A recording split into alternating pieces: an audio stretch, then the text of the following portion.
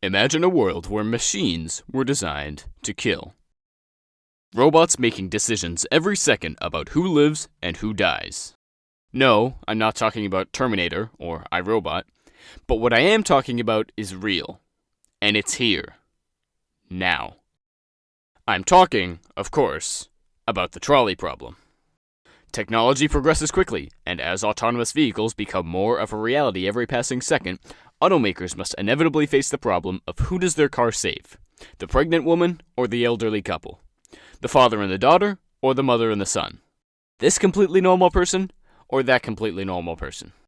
Except they don't. They don't face this problem, if you can even call it that.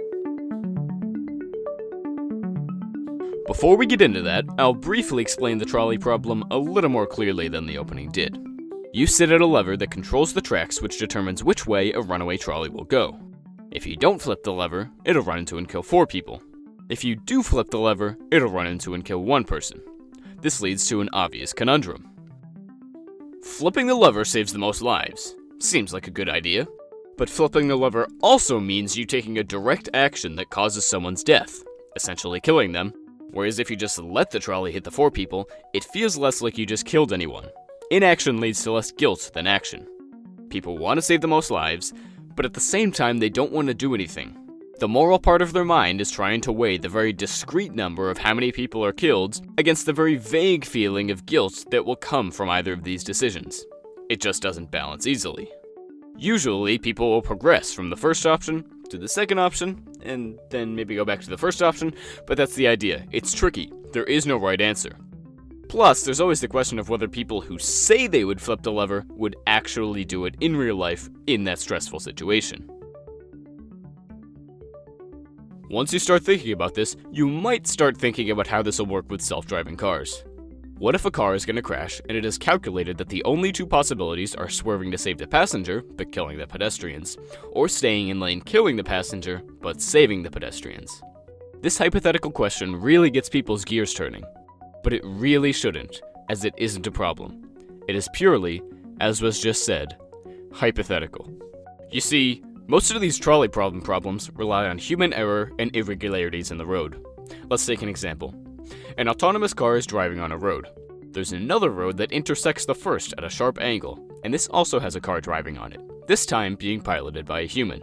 Between these 2 roads is a corner building that completely obscures the 2 roads from each other. The 2 cars cannot see each other until they get to the intersection. Suppose the person, on the angled street, is texting and runs the stop sign, leaving the autonomous vehicle no time to stop after the point when it initially saw the human driver.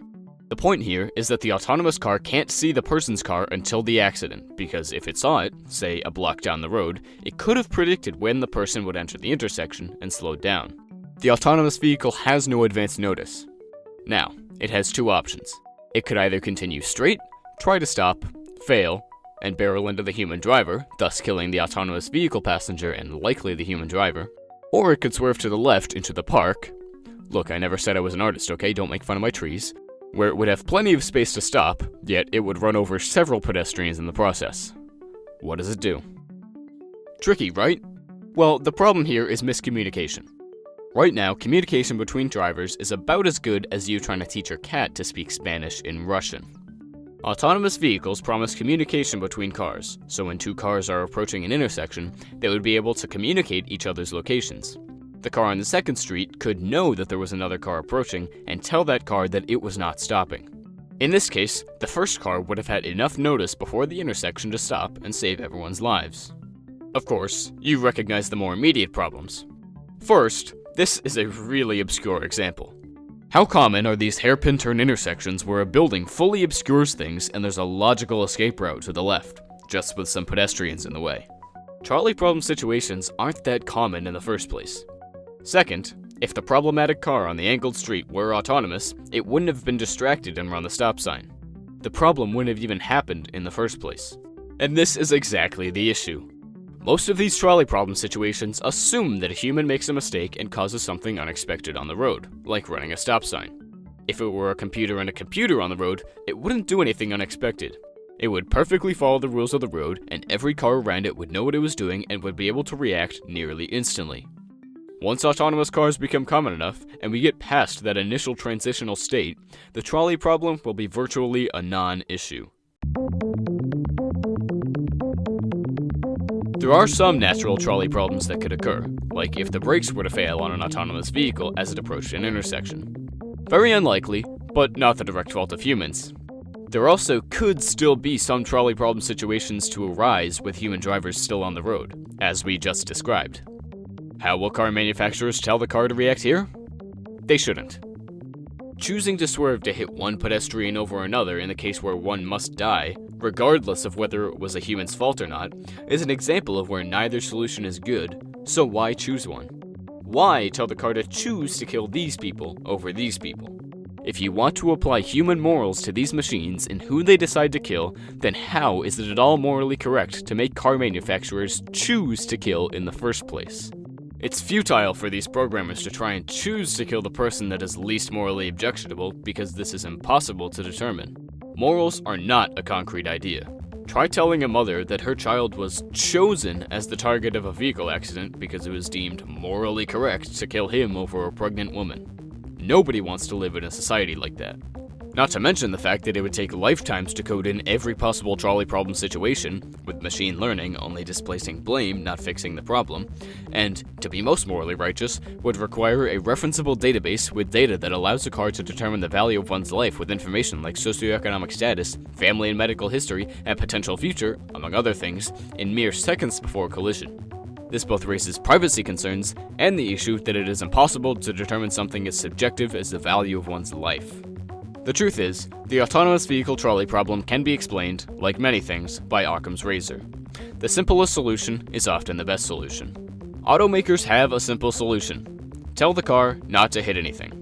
If a trolley problem situation arises, the car will brake and swerve as much as it can without hitting anything, including people, as they are seen as objects that are not to be hit. If it's inevitable that someone will die, then that's the tragic reality of the situation. It's not as if a human driver could have done any better in such a circumstance anyway. In this case, the car is not choosing to kill someone based on morals, and is merely continuing in a straight line into whoever happened to, unfortunately, be in front of the car at that time.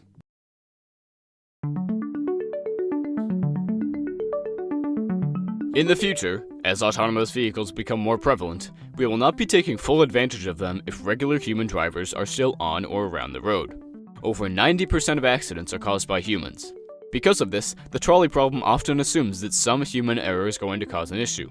Somebody runs into the road in front of a car? Well, it's their fault. They jumped in front of a car. Autonomous vehicles aren't magic.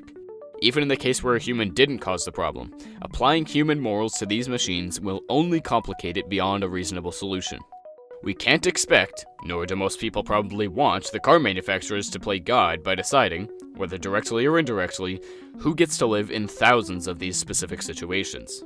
The better solution is to get humans off the road and keep their morals away, because they are the problem with the trolley problem.